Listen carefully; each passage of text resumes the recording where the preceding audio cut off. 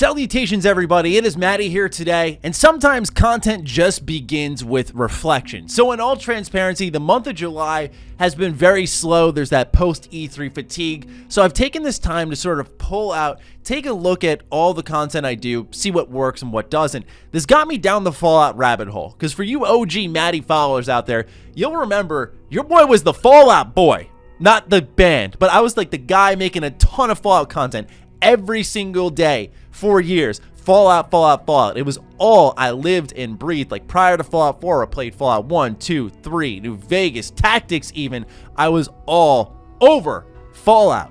And then Fallout 76 happened, which was such a killing blow to myself and many other content creators that we had to pivot, readjust, figure out what we could do to diversify our content because that much damage was done to the Fallout license. And it's something that's not really discussed often because fortunately most of us landed on our feet and figured it out. But that's how much damage was done to the Fallout license. And so when I was thinking about this video, I thought maybe we could make this do a big project, do a full breakdown.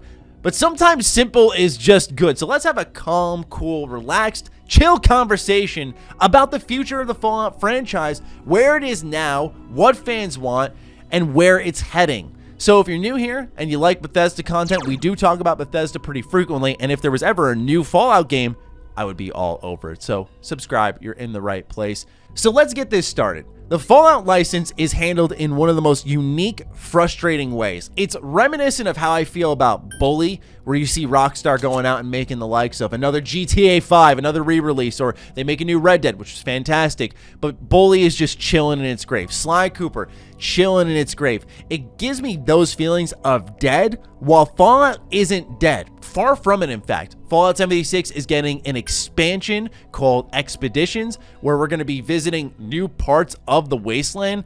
In this case, we're learning that we're going to the Pit, which is a Fallout 3 DLC. That's actually pretty exciting. We also have a Fallout TV show coming through Amazon, and that's pretty exciting too. After seeing The Witcher and how phenomenal it was on Netflix, now we're seeing a little bit of hope be sparked into other aspects of entertainment involving video games, and it's being executive produced by Todd Howard.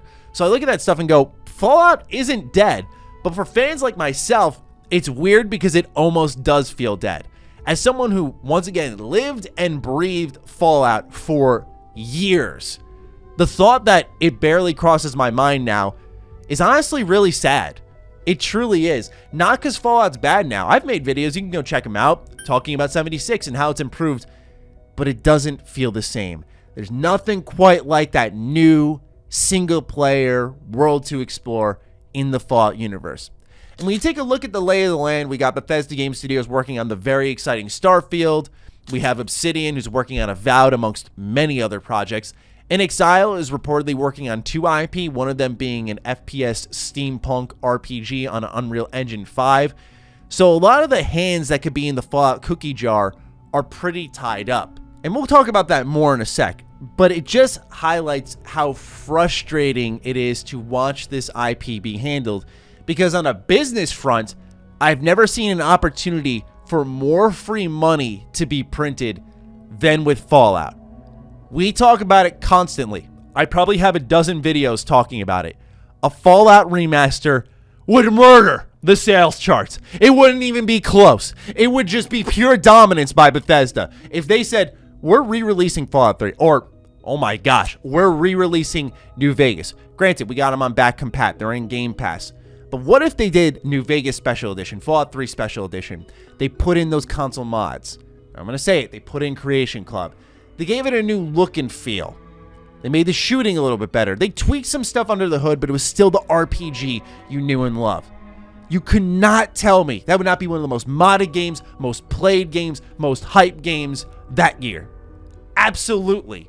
Look at what Mass Effect Legendary Edition did. Look at the numbers it did. Look at the excitement it brought out. It single-handedly made people excited about BioWare, and it was a remaster. So to my point, from a business standpoint, this is free money, and I've never seen a IP with more popularity that could easily just be wrung dry for cash.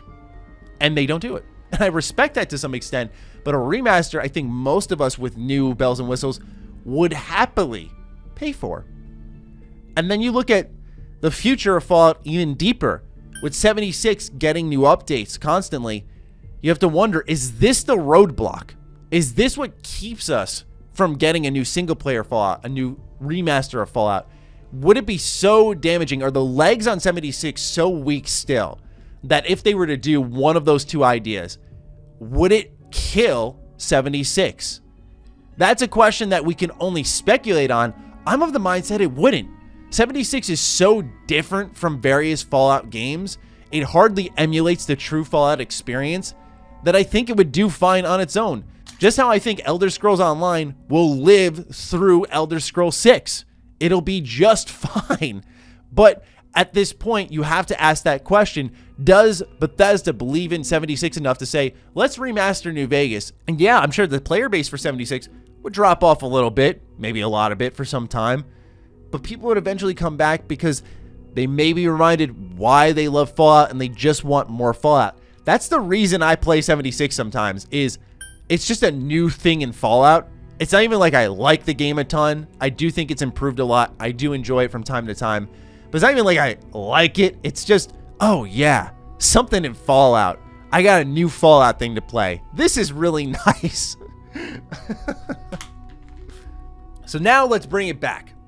Xbox buys Bethesda. They have now Obsidian with Leonard Boyarsky, Tim Kaine. You've got In Exile with Brian Fargo. These are fathers of Fallout. And of course, Bethesda Game Studios with Todd Howard. And as I mentioned at the top, these are studios that are busy with their own projects, and I'm sure they want to work on their own licenses, which we all respect. But when you have the Coalition designed for Gears games, you have 343 designed for Halo games, it would be monumental if they made a studio called Vault. And this studio was the Fallout team. And the Fallout team was executive produced by all those names I just mentioned. And they were coming in, just handling putting the pieces of the puzzle together. They weren't actively directing the game or deeply involved in it. That would be what the job of the Vault team is. But you would have Todd Howard chip in. You'd have Brian Fargo chip in, help with the lore, help with putting the pieces together, constructing the universe, just on that level. Sort of what Todd Howard's doing with Indiana Jones. He's not actively in the development day by day like he is with Starfield.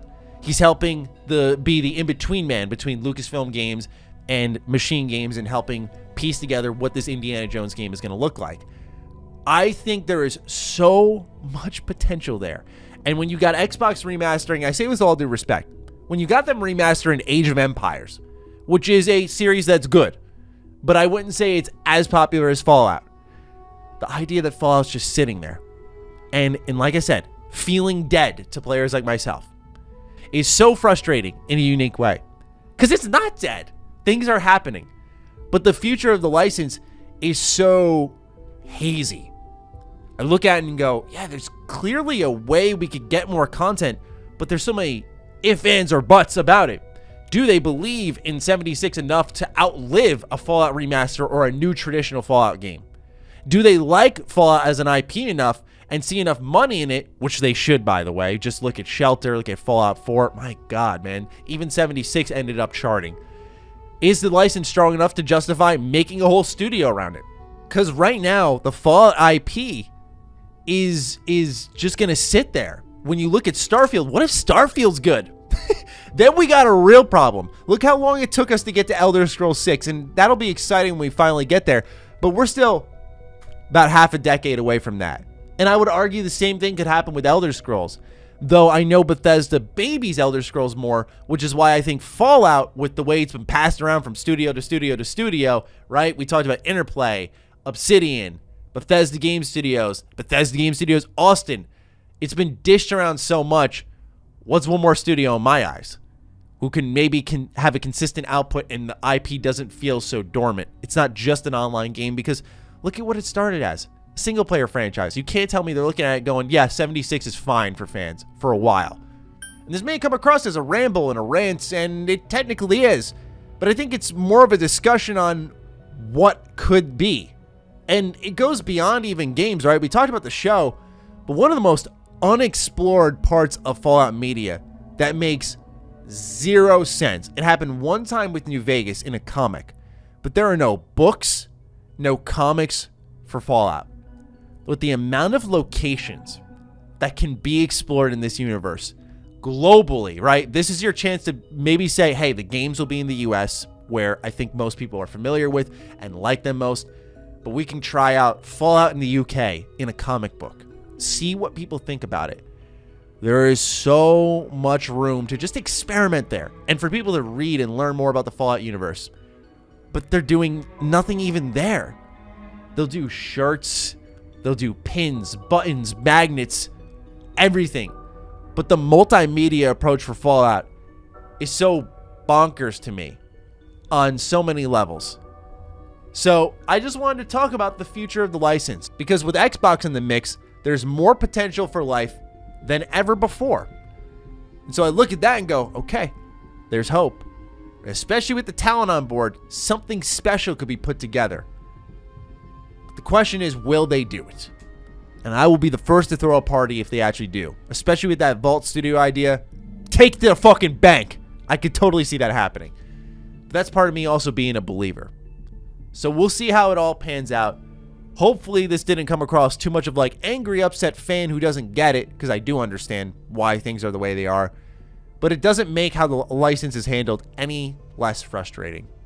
So I just want to talk about that in today's video and get some of your thoughts on it. Are you in the same boat as me? Do you care anymore? Have you moved on the greener pastures? Am I living in the past? Let me know. And with that, I bid you farewell. Let me know what you're thinking once more, and I'll talk with you soon. Stay sexy, stay active. I love you all. Peace.